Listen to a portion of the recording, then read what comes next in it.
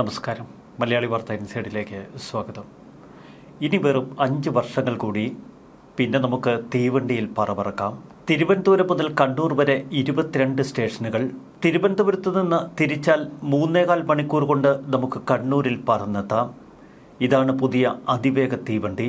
വരാനിരിക്കുന്ന കേന്ദ്ര ബജറ്റിലെ ആ വമ്പൻ പദ്ധതിയെക്കുറിച്ചാണ് കേരളം ഇപ്പോൾ ഉച്ചത്തിൽ ചർച്ച ചെയ്യുന്നത്. തിരുവനന്തപുരം സെൻട്രലിൽ നിന്ന് ഈ അതിവേഗ ട്രെയിൻ തിരിച്ചാൽ എയർപോർട്ട്, വർക്കല, കൊല്ലം, കൊട്ടാരക്കര, അടൂർ, ചെങ്ങന്നൂർ, കോട്ടയം, വൈക്കം, എറണാകുളം, ആലുവ, നെടുമ്പാശ്ശേരി, തൃശൂർ, കുന്നംകുളം, എടപ്പാൾ, തിരൂർ, മലപ്പുറം, കരിപ്പൂർ, കോഴിക്കോട്, തലശ്ശേരി, കണ്ണൂർ എന്നിവിടങ്ങളിലും സ്റ്റേഷൻ. റെയിൽവേയുടെ സാന്നിധ്യമില്ലാത്ത മലപ്പുറം, അടൂർ തുടങ്ങിയ മേഖലകളെ ടച്ച് ചെയ്തുകൊണ്ടാണ് ഈ അതിവേഗ റെയിൽ കുതിക്കുന്നത്. 200 കിലോമീറ്റർ വേഗതയിൽ പായുന്ന തീവണ്ടി. ഓരോ 5 മിനിറ്റ് കൂടുമ്പോഴും തീവണ്ടികളുണ്ട്. നമ്മളിതുവരെ അസാധ്യമെന്ന് കരുതിയ ആ പദ്ധതി ഇത് നടപ്പാക്കാനൊരുങ്ങുന്നു. അതും വെറും 5 വർഷങ്ങൾ കൊണ്ട്. നിലവിലെ കേരയിൽ പദ്ധതിയിൽ നിന്ന് വ്യത്യസ്തമായി 20-25 കിലോമീറ്റർ പരിധിയിൽ സ്റ്റേഷനുകൾ ഉണ്ടാകും എന്നതാണ് ഇതിന്റെ മറ്റൊരു സവിശേഷത. ഇനി സ്ഥലമേറ്റെടുപ്പിന്റെ തർക്കങ്ങളുമില്ല. 70% റെയിൽപാതയും കടന്നുപോകുന്നത് ഉയരപ്പാതയായി. ഇനി 20% തുരങ്കങ്ങളിലൂടെ.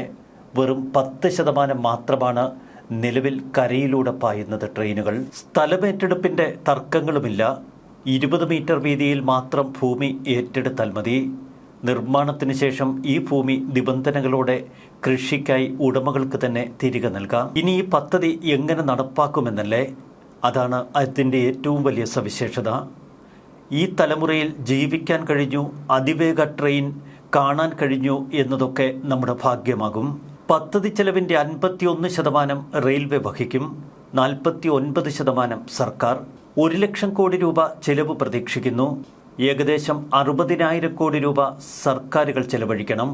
കേന്ദ്ര സർക്കാർ 30,000, സംസ്ഥാന സർക്കാർ 30,000. സംസ്ഥാന സർക്കാർ 5 വർഷങ്ങളിലായി 6,000 കോടി വീതം ചിലവഴിക്കണം. 5 വർഷം 6,000 കോടി രൂപ ചെലവഴിച്ചാൽ നമുക്ക് കിട്ടുന്നത് ഒരു സ്വപ്ന സമാനമായ അതിവേഗ റെയിൽ പാത. ഒരു കോച്ചിൽ 560 പേർക്ക് യാത്ര ചെയ്യാം. 5 മിനിറ്റ് കൂടുമ്പോൾ ട്രെയിനുകളെത്തും. കേരളയിൽ നിന്ന് ഏറെ വ്യത്യസ്തമാണ് അതിവേഗ ട്രെയിൻ. 20-25 കിലോമീറ്റർ പരിധിയിൽ സ്റ്റേഷനുണ്ട്. എന്നാൽ കേരളയിൽ ഇത് 40 മുതൽ 80 കിലോമീറ്റർ ദൂരപരിധിയിലായിരുന്നു. ബിസിനസ്, ഫസ്റ്റ് ക്ലാസ്, ജനറൽ കോച്ചുകളൊക്കെ ഈ ട്രെയിനിലുണ്ട്. 5 വർഷമാണ് പരമാവധി പദ്ധതി കാലാവധി. എന്നാൽ 4 വർഷം കഴിയുമ്പോഴേക്കും ഭാഗികമായി ട്രെയിൻ ഓടിത്തുടങ്ങും. കേരളത്തിലെ വിമാനത്താവളങ്ങളെ ബന്ധിപ്പിച്ചുകൊണ്ടാണ് അതിവേഗ റെയിൽ പാത കടന്നു പോകുന്നത്. സ്റ്റാൻഡേർഡ് ഗേജിലാകും നിർമ്മാണം. ഗുഡ്സ് ട്രെയിനുകൾക്ക് ഈ റെയിൽ പാതയിൽ സർവീസ് ഉണ്ടാകില്ല. ഇപ്പോഴുള്ള പാതയുമായി ഈ സംവിധാനത്തിന് കണക്ഷനുമില്ല. വളരെ കുറഞ്ഞ തോതിലെ ഭൂമി ഏറ്റെടുക്കേണ്ടതുള്ളൂ. ഇവിടെയാണ് ഇടതുപക്ഷ സർക്കാരിന് നെഞ്ചിടിക്കുന്നത്. വരുന്ന കേന്ദ്ര ബജറ്റിൽ ഈ പ്രഖ്യാപനമുണ്ടായാൽ കയ്യടി നേടുന്നത് മോദി. അതുകൊണ്ട് തന്നെ സംസ്ഥാന സർക്കാർ ആകെ നിസ്സംഗതയോടെ ഈ പദ്ധതിയെ നോക്കി നിൽക്കുന്നു. പണ്ട് നമ്മൾ കേരയിൽ പദ്ധതിയെക്കുറിച്ച് കുറേയേറെ സംസാരിച്ചു, വിവാദങ്ങൾ കണ്ടു. എന്നാൽ അതിൽ നിന്നൊക്കെ വ്യത്യസ്തമായി പ്രായോഗിക സമീപനങ്ങളോടെ, കൃത്യതയോടെ ഈ ശ്രീധരൻ ഈ പദ്ധതി അവതരിപ്പിക്കുമ്പോൾ അതിനെ പിന്തുണയ്ക്കുക മാത്രമേ ഇനി സംസ്ഥാന സർക്കാരിന് മുന്നിൽ പോംവഴിയായുള്ളൂ. ഈ പദ്ധതി യാഥാർത്ഥ്യമാകുന്നതോടെ റോഡ് അപകടങ്ങളും വായു മലിനീകരണവും ഗണ്യമായി കുറയുമെന്നാണ് ഈ ശ്രീധരൻ പറയുന്നത്. കേരയിൽ പദ്ധതിയുടെ പേരിൽ നടന്ന നടപടികളെയും കേസുകളെയും ഇപ്പോഴും ഈ ശ്രീധരൻ വിമർശിക്കുന്നു. ആകെ 430 കിലോമീറ്റർ ദൂരമാണ് ഈ പാതയ്ക്ക്.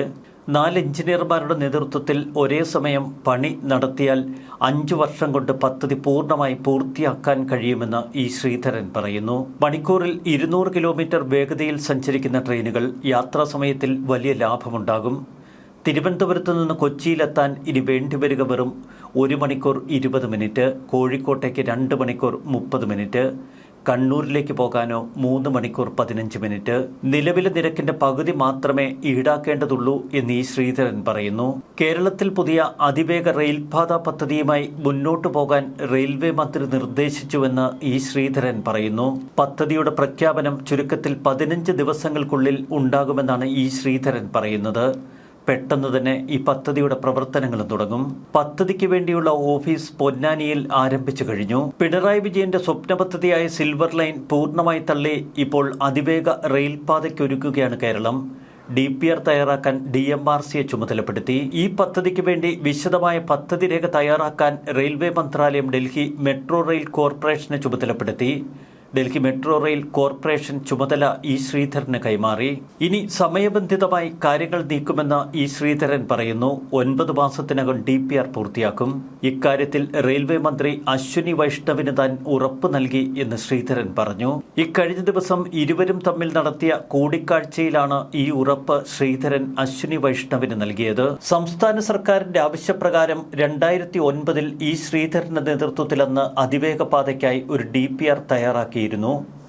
ഇതിൽ ആവശ്യമായ മാറ്റങ്ങൾ വരുത്തിയാകും പുതിയ DPR തയ്യാറാക്കുന്നത് എന്ന് E. ശ്രീധരൻ പറഞ്ഞു. എന്നാൽ E. ശ്രീധരൻ തയ്യാറാക്കിയ അന്നത്തെ DPRനെ പൂർണ്ണമായി തള്ളിക്കളഞ്ഞുകൊണ്ടായിരുന്നു സംസ്ഥാന സർക്കാർ സിൽവർ ലൈൻ പദ്ധതിയുമായി മുന്നോട്ടു പോകാൻ ഉറച്ചത്. അധികമായി ഭൂമി ഏറ്റെടുക്കേണ്ടി വരും, ജനജീവിതത്തെ കാര്യമായി ബാധിക്കും, അതുകൊണ്ട് തന്നെ സിൽവർ ലൈൻ പദ്ധതി കേരളത്തിന് അനുയോജ്യമല്ല എന്ന് E. ശ്രീധരൻ അന്നേ പറഞ്ഞതാണ്. വമ്പൻ പദ്ധതി പ്രഖ്യാപിക്കാനിരിക്കെ ഇപ്പോൾ ചില കോൺഗ്രസ് നേതാക്കളുടെ പ്രസ്താവനകൾ കാണുമ്പോൾ നിരാശ തോന്നും. നിർദ്ദിഷ്ട അതിവേഗ റെയിൽവേയെ തള്ളിപ്പറഞ്ഞുകൊണ്ട് K. സുധാകരൻ രംഗത്തെത്തി. ഈ സർക്കാരിന്റെ കാലത്തൊന്നും നടക്കില്ല എന്നാണ് രമേശ് ചെന്നിത്തല പ്രതികരിച്ചത്. സംസ്ഥാന സർക്കാരിന്റെ ദില്ലിയിലെ പ്രത്യേക പ്രതിനിധി KV തോമസ് ഇപ്പോൾ ആവേശത്തിലാണ്. സംസ്ഥാനത്ത് വലിയ സമരത്തിന് കാരണമായ സംസ്ഥാന സർക്കാരിന്റെ പദ്ധതിയാണ് സിൽവർ ലൈൻ. പദ്ധതി പൂർണ്ണമായി കേന്ദ്രം തള്ളിക്കളഞ്ഞിരുന്നു. അതിനു പകരമാണ് അതിവേഗ റെയിൽപാത കേരളത്തിന് സമ്മാനിക്കുന്നത്. അതിവേഗ റെയിൽവേ പദ്ധതിയെ എതിർക്കുമെന്നും ജനങ്ങൾക്ക് ആവശ്യമില്ലാത്ത പദ്ധതി വേണ്ടെന്നും K. സുധാകരൻ പറയുന്നു.